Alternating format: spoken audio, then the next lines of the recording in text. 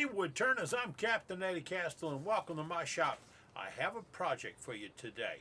Now this is going to be a little involved, but we're going to do the steps, all the steps, and I'm going to explain them to you as we go. So it may be more than one video. I got to break it off at a point or it takes like 3 years for it to load. So today's project is right here. Well, ours is going to be a little bit larger. I have done several of these. It's just a hollow ball. This thing weighs about 1/4 of an ounce. That'd be heavy.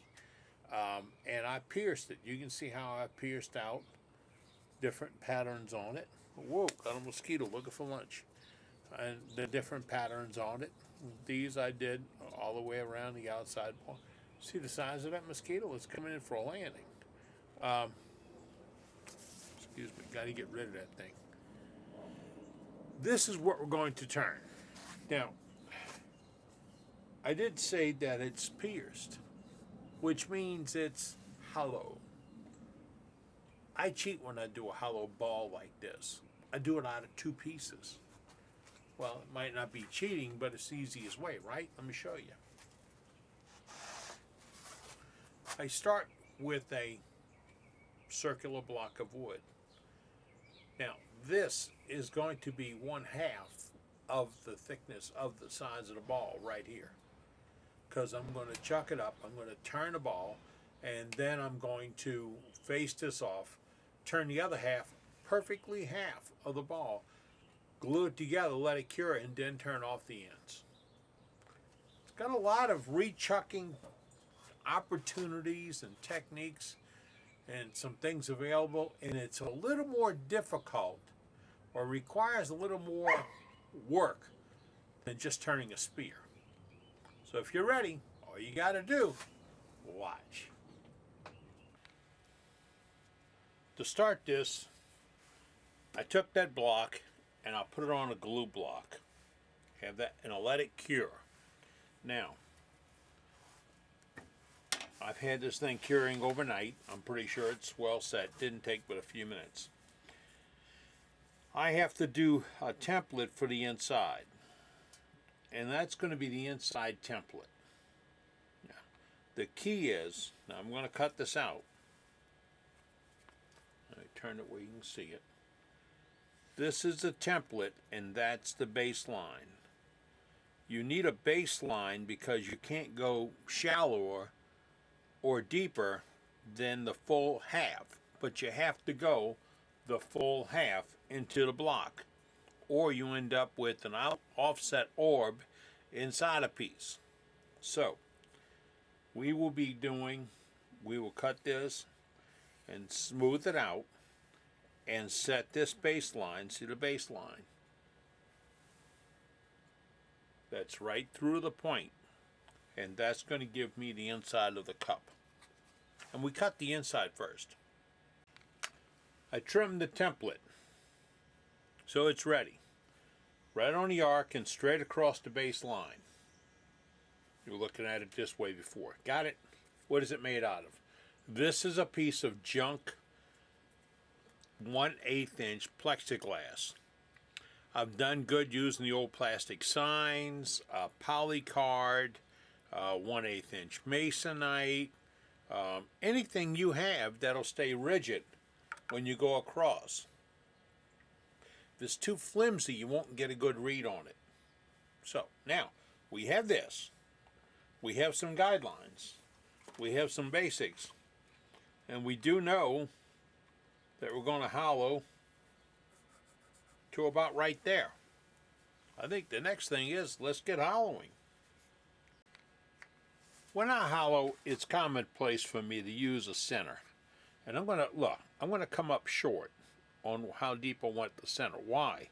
The last thing I want to do is go too deep. Well, no, the last thing I want to do is knock it off here. This is one of the things I don't want to do is go too deep. Now, that's already the center. I can crank it about 400 RPMs. I can get my center, drop my rest, and push this in. I could go quicker, I only do that to make the video shorter. That's the center. And that was with my shop-made 3/8 inch center drill rig. The only thing that's used for is to set centers. Now, I'm going to hollow this out. And I get a lot of questions about, or a lot of comments. Cap, you sell carbide tools. Why do you show using other tools? These videos aren't to sell carbide tools. These videos to show you wood turning techniques. You can use carbide tools for them, but I would use what I'm best at every single time I make a cut. And this time, I would start with my 3/8 inch Ellsworth because I feel better about it. I have an Adversarial Ellsworth grind on it, and that's a regular grind with the back relieved. That's it. Bring the speed up.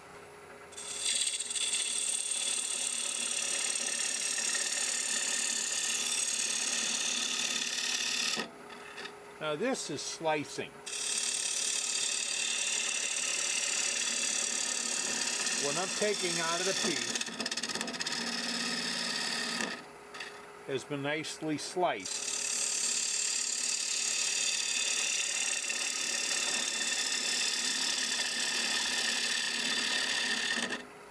I'm going to switch tools in a second, but I want to show you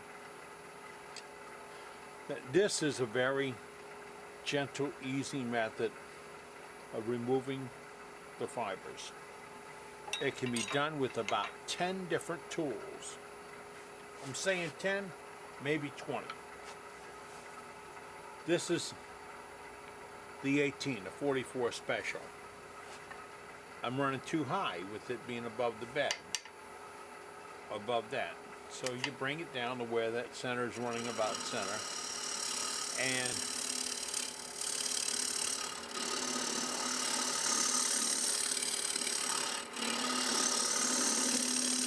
you do the same.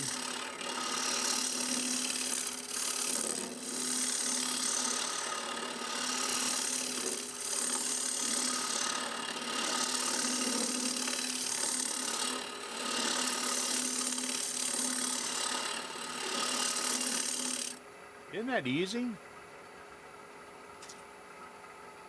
To shake, because I got way out of sequence and I really should have balanced the outside of this piece. Because that piece vibrating like that while I'm doing finish cuts on the inside, it's going to lend to me having some chatter. You don't feel it, the lathe's got some weight.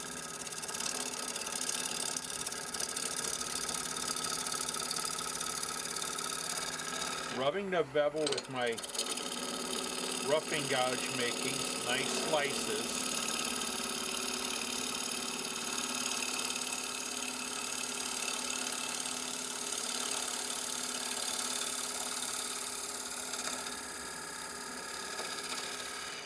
I've done nothing more than round it off.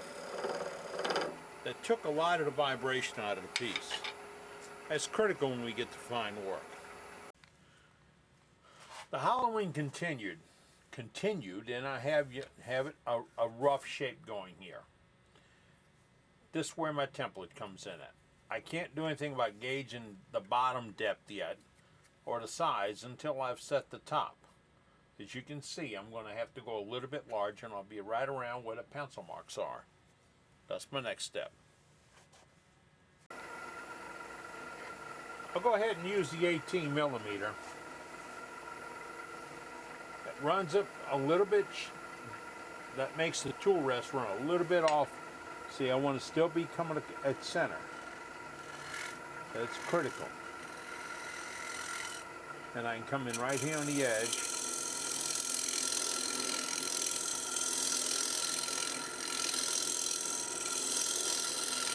It's like eating an elephant.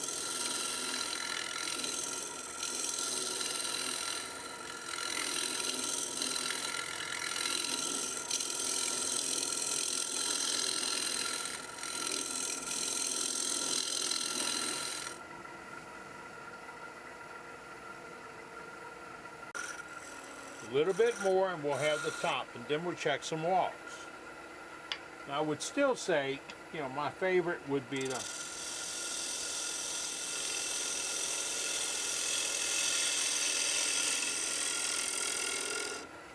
slice it out with my Ellsworth. Now I'm just about there. But then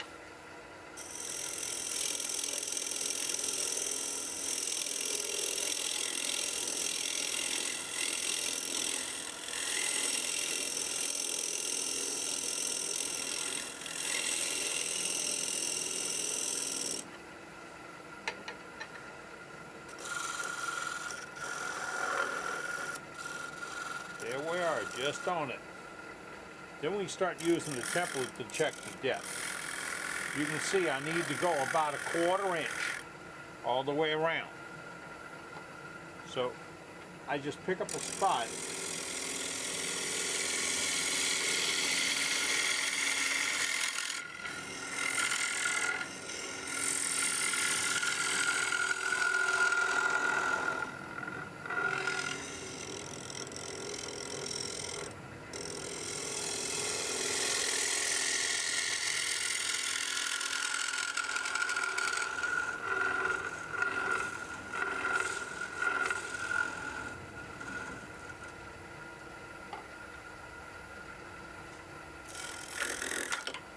Cut for shape. Maybe you should turn it off.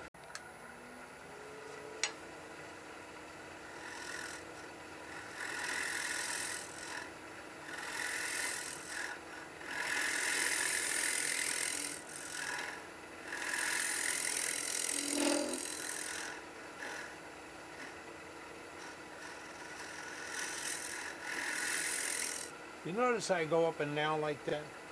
Well, that's if I find the center. That cleans the center off and gives me a good starting point. Otherwise, you end up with either a divot or a bump in the center. And you don't want either one. This looks pretty good. I'm within about, a fat 32nd of being there. So with a cleanup cut, and I got a bump in the middle at the bottom, the cleanup cut, I'll be there.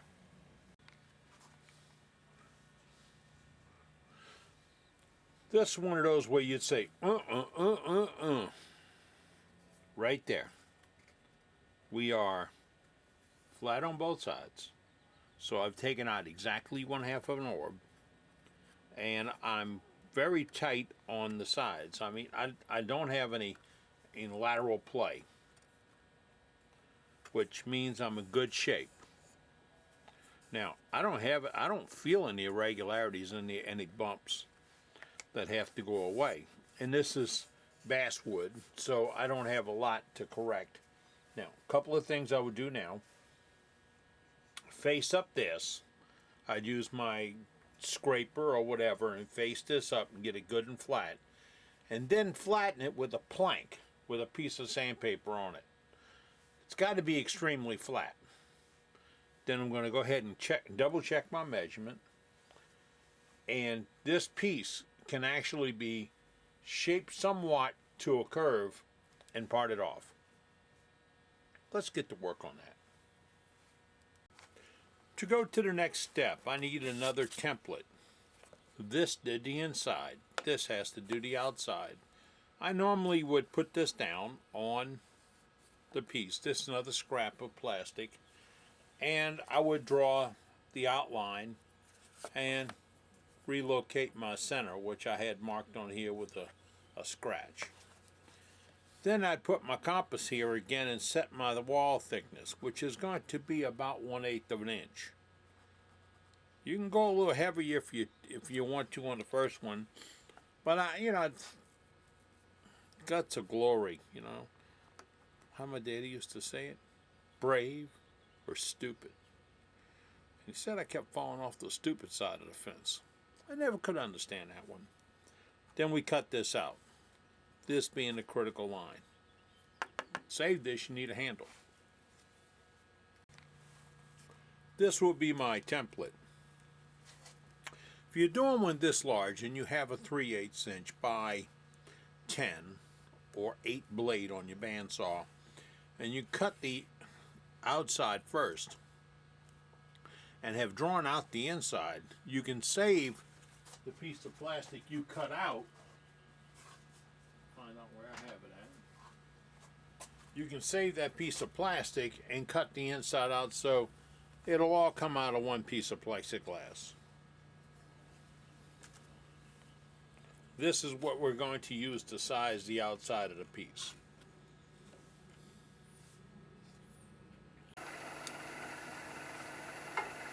I do know in general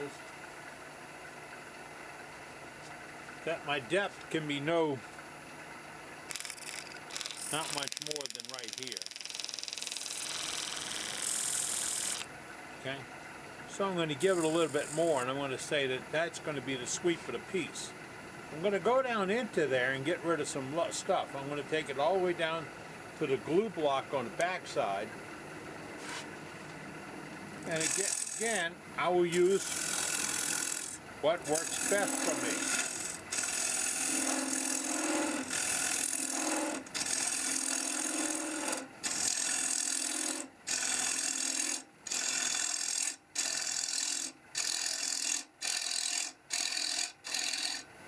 In this case, again, it's my 3/8 Ellsworth.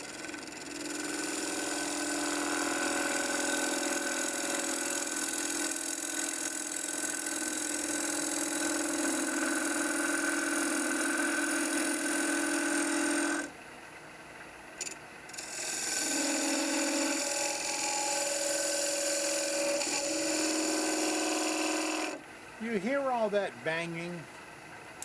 I want to show you what it is. Let me see if it showed up the way it should. It showed up fairly wide space, but I was banging the bevel. I gotta move you and show you that.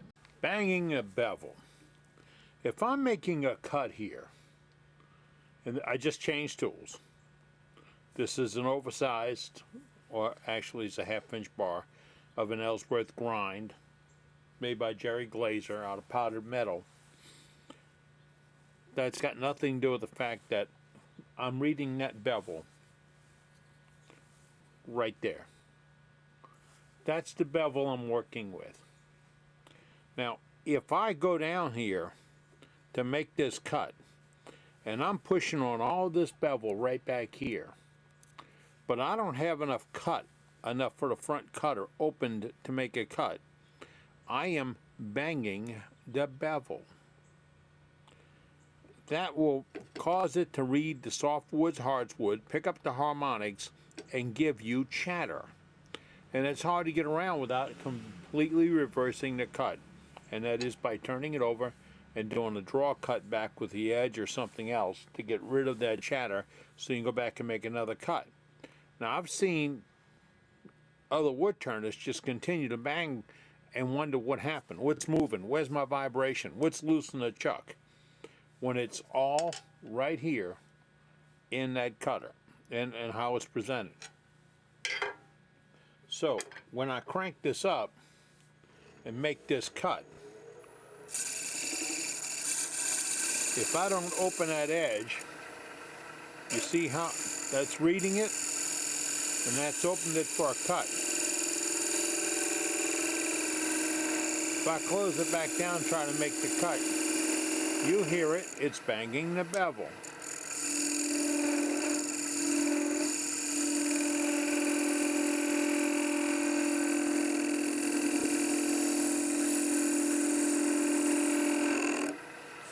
Change the attitude of the tool. Oh, look at the difference.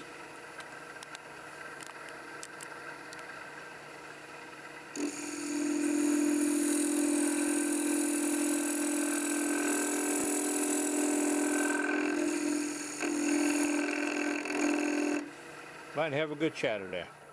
That one I can show you. You start seeing the waves in there. You see them?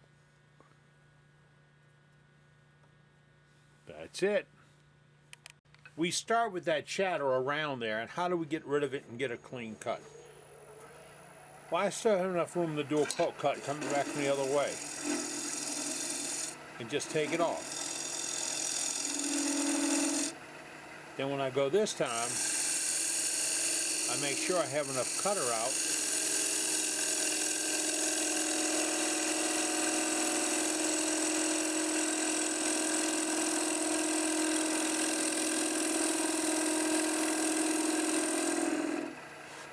and I do a good slice.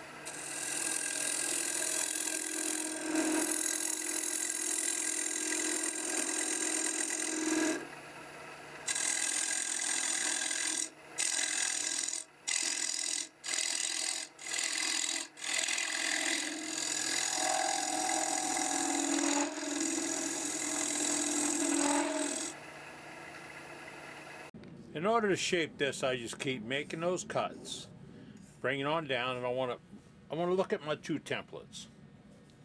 This is one, and what I'm trying to accomplish is right there. So I'm going to come over that edge, and I got to hold the upper edge, and then take a look at it. And I'll see I still have some meat potatoes down in there to get out. And how deep I'm going to go. I'm going to go to right about that ridge. So, by the way, this is made out of basswood, which is almost cheating because it's so easy to work with. So now I'm going to go ahead and take out some bumps and round this off. And I do know that I'm working with the opposite of this. So I've got some guidance in there as to what I need. So that's held, and well, I got to get out the way. There it is. Whoop, all right. Don't know which hand to move. There, all right. See what I have to get out? Right there. That big fatness. Get that off the side, and then I'm a little bit closer. The goal is to get close.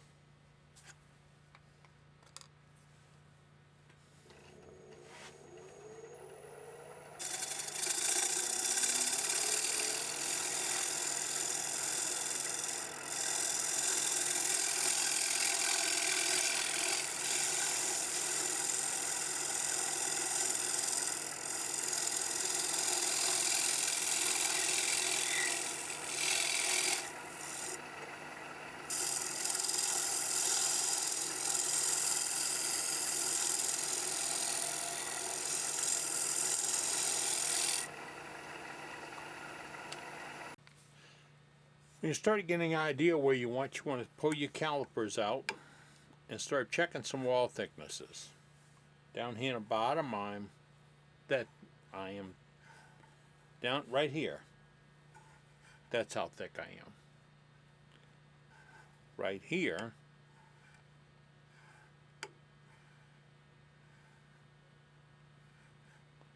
so I need to get rid of some wood from about right here down and around. And we're going to do it gently and bring up the bring it down slowly so I can get closer. This is going to be, this is going to be a uniform thickness around through here. Very uniform. I can feel the bump right there. I'm sorry, right here. I'll show you where the template comes in at. You put the template around it here, and you see where it rocks? Well, I can. It rocks right here. That's a high point. If this was going to a sphere, then it would all be pretty much uniform all the way around.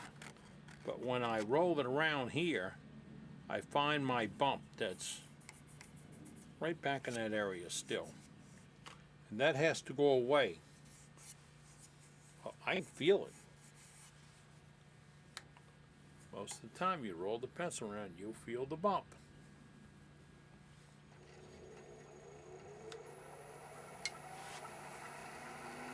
Little shear scraping.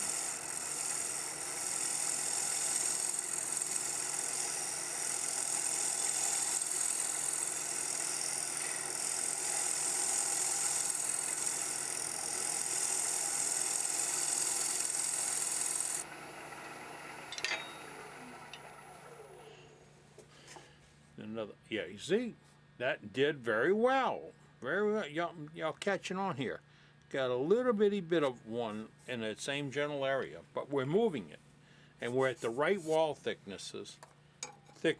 And then when I run my caliper down it's staying pretty uniform most of the way down. I'm a little heavy down there. Let's see.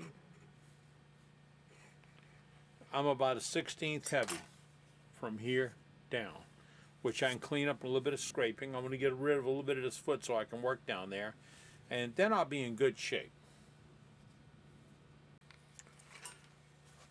I just checked with the caliper. I like the walls. Now, see, you can't do the whole template around the entire piece, but you can move it around and feel that you don't have any bumps. What you end up with is a nice smooth cup. Now, if you run your, remember the trick of the pencil? Run a pencil around it like this. If you don't feel any irregularities, then you do have a nice smooth cup. And I have a 1/8 inch wall thickness. Get you where I can show you that. I really joggled the cameras around trying to get shots for this one. So you'll bear with me. We will get over here. Now,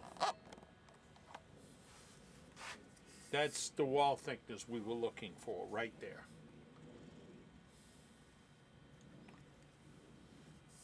Here's the depressing news on this whole thing. This is only 1/2 of the project. Now, I'm going to do a clean part off and get rid of a lot of this meat down here because I won't need it when I glue these together. And I'm going to do a clean part off, which means I'm going to do a little bit of a recess to part it so I can put something against it and get a good flat surface. And this one will go off on the side and wait for its brother. This is what the part off looks like. I'm good and flat. I know I've got enough meat and potatoes there, see it? So I'll just knock that little nub off and then I can push against this flat spot with a soft touch when I put them together.